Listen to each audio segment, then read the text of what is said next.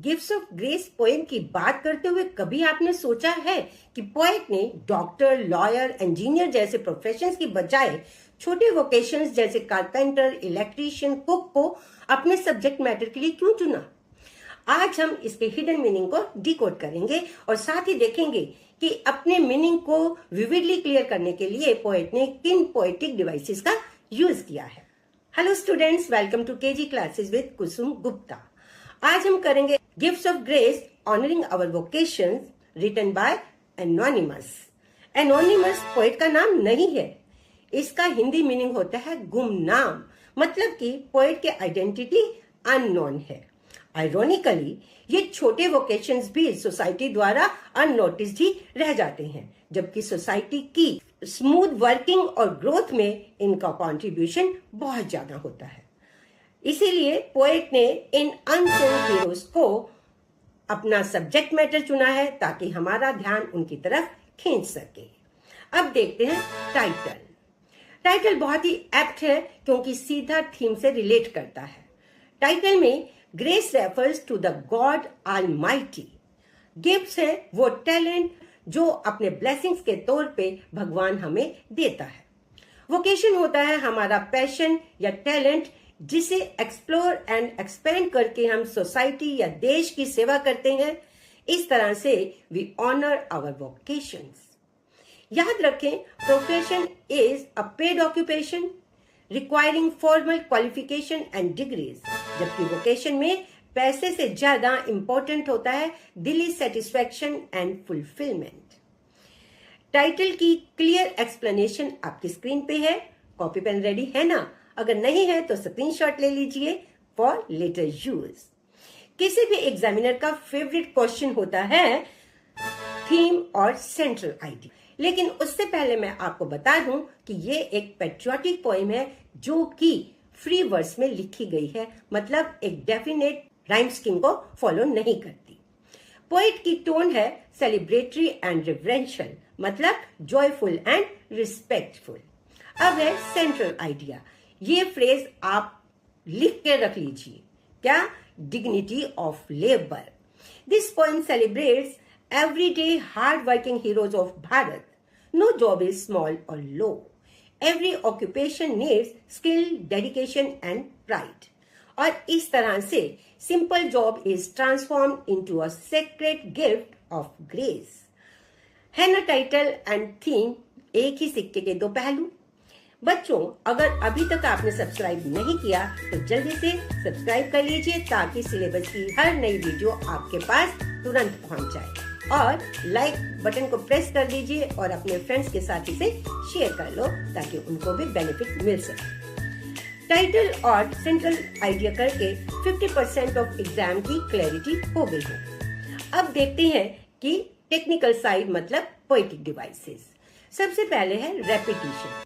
First line and last line में repeat हुआ है वर्ड हियर।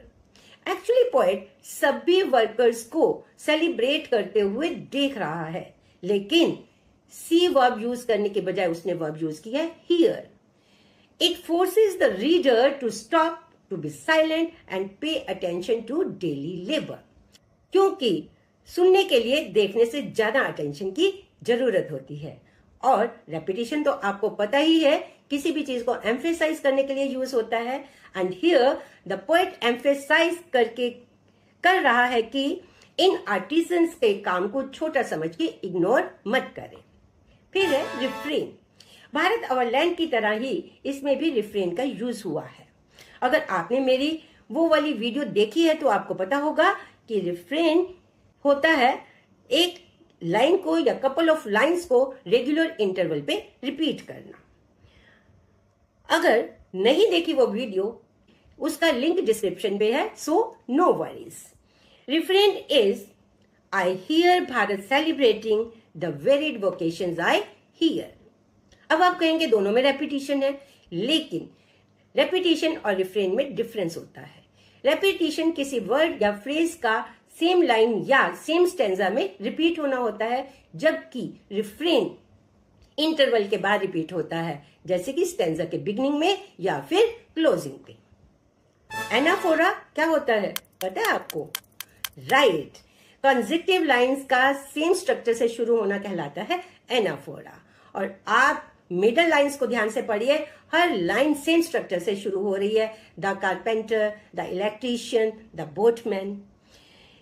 पोएट ने हमें एक आर्ट गैलरी जैसा व्यू दिया है जहां हर क्राफ्ट्समैन को इंडिविजुअल स्पॉटलाइट मिल रही है। ये है एनाफोरा का इफेक्ट। एलिट्रेशन होता है repetition of consonant sound in nearby words.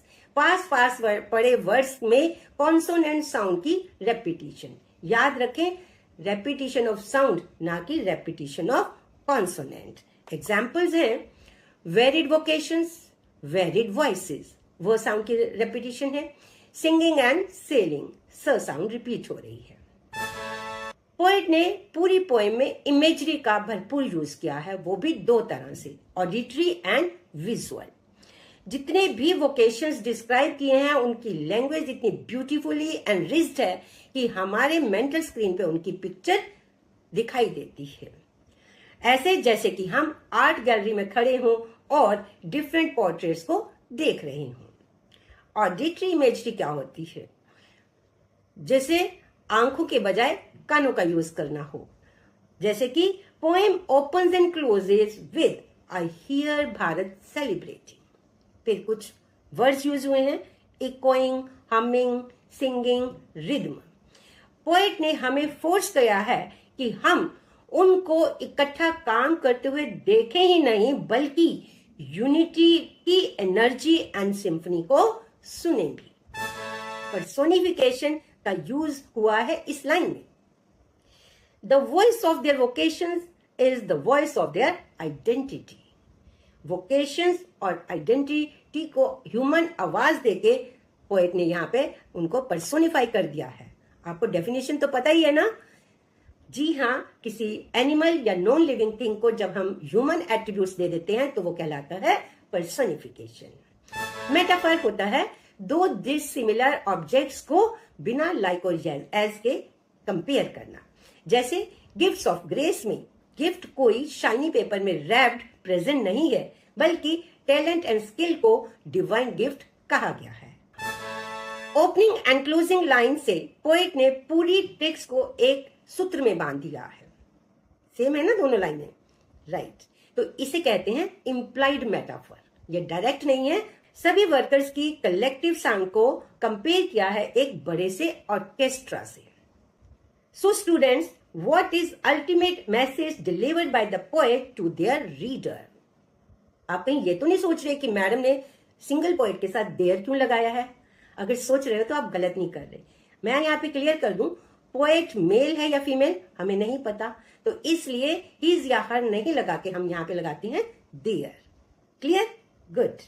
Message of the poem is very clear and deep. क्या है? Respect every hand that works. Poet चाहता है कि हम कुछ काम बड़े या कुछ काम छोटे की दकियानुसी सोच से ऊपर उठे। When a cook prepares meals with passion, a carpenter shapes wood with precision, their work becomes a sacred gift of grace. अपने एग्जामिनर को इम्प्रेस करने के लिए ये लाइन कॉपी कर लेना। फिर है सिंबलिज्म। जब किसी ऑब्जेक्ट या एक्शन को किसी डीपर मीनिंग या फिर एब्स्ट्रैक्ट आइडिया के लिए यूज किया जाता है तो कहते हैं symbolism. Tools of the workers are the symbols of human skill and dignity. जैसे carpenters wood, electricians wires, masons trowel, boatsman's nets, ये सभी उनकी पावर एंड कैपेबिलिटीज को दर्शाते हैं। Cook singing and carpenters humming, ये सिंबल किस चीज के हैं? इनर कंटेंटमेंट एंड पैशन की। ये काम वो सर्वाइवल के लिए बोझ समझ के नहीं कर रहे, बल्कि जॉयफुली मेंटल पीस के लिए कर रहे हैं। फिर है symbol. Streets and open fields represent करते हैं the collective life of ordinary Bharat.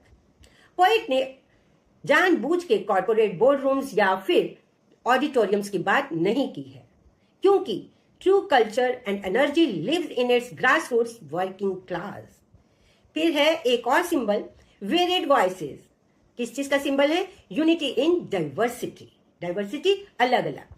जब अलग अलग पेशे के लोग कलेक्टिवली म्यूचुअल रिस्पेक्ट के साथ करते हैं तभी तो देश आगे बढ़ता है।